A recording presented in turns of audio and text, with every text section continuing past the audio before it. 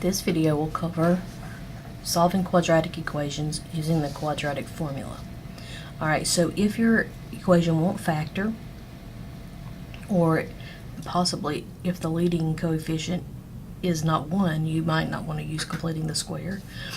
You can always use the quadratic formula. And if you were to take ax squared plus bx plus c, that exact thing right there, and complete the square with it, what you would end up with is the quadratic formula. Alright, so what we can do is take the quadratic formula and we're just going to take the numbers from our equation, the coefficients a, b, and c, and we fill them into the formula. Now you're going to have to know the formula for the test. Alright, I'm not going to give it to you, so make sure you learn the formula. If you go on YouTube, there are plenty of videos that put the formula to a song, and that may help you learn it. Alright, so the formula says x equals the opposite of b. The opposite of b plus or minus the square root of b squared minus 4ac, and then all of that is over 2a. Alright, so if we're going to use a quadratic formula, we have to find what is a, what is b, and what is c. Alright, so let's try it on this first equation here.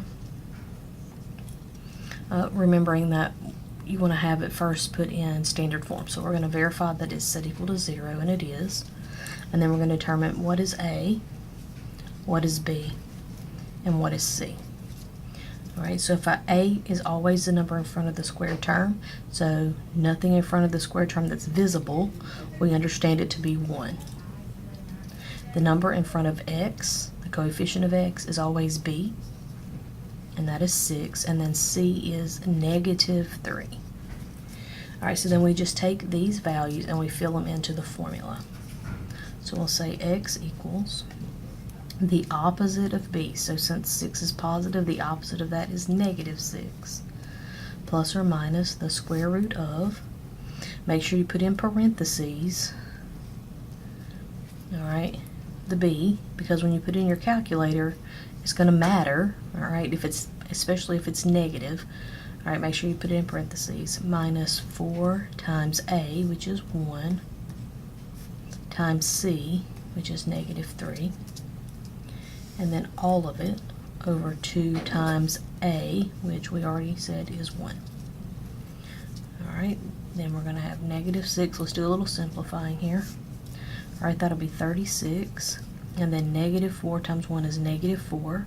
-4 times -3 is positive 12, and then we'll put that over 2. Okay, then we'll continue simplifying.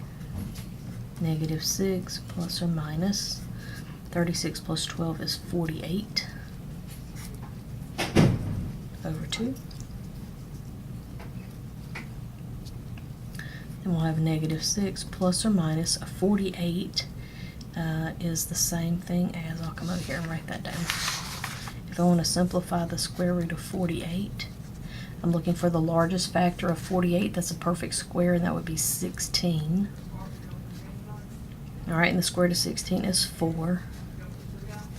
3 under it. Alright, so square root of 48 simplifies to 4 square roots of 3. I'm going to come over here and write 4 square roots of 3, all of it over 2. Alright, then I may be able to simplify further, and I'm going to see if this bottom number will simplify with both of these terms. If it won't simplify with both of the terms, then you can't simplify it. You just have to leave it like it is. But 2 will go into -6, and 2 will go into 4. So I'm going to say -6 divided by 2 is -3, plus or minus, and then 4 divided by 2 is 2 square roots of 3. And I can't put -3 with 2 square roots of 3 because they're not alike. So then this would be my answer. Alright, let's look at the next one. X squared minus 3x equals 2. Alright, the first thing I notice is that it is not equal to 0. So I'm going to do that first. X squared minus 3x, and I'm going to take this 2 and move it over. When I do, it becomes negative. Alright, now I have a equals 1, b equals -3, and c equals -2. the number in front of the x squared, the number in front of the x, the number without a letter, a, b, and c. Alright, now go ahead and fill it into my formula. Alright, the formula says the opposite of b. Alright, and since b is negative 3, I want the opposite of that, which would be positive 3, plus or minus the square root of b squared.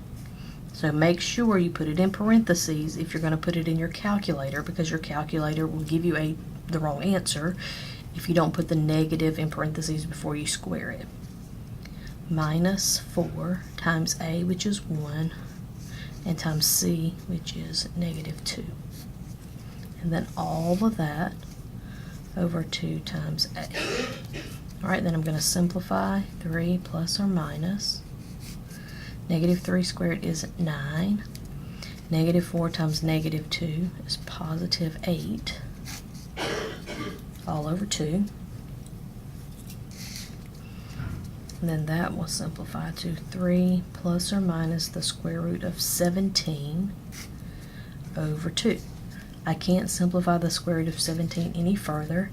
2 won't go into 3, and there's nothing, and it won't simplify with 1 either. So this would be my answer. So x would be 3 plus the square root of 17 over 2, and x would be 3 minus the square root of 17 over 2.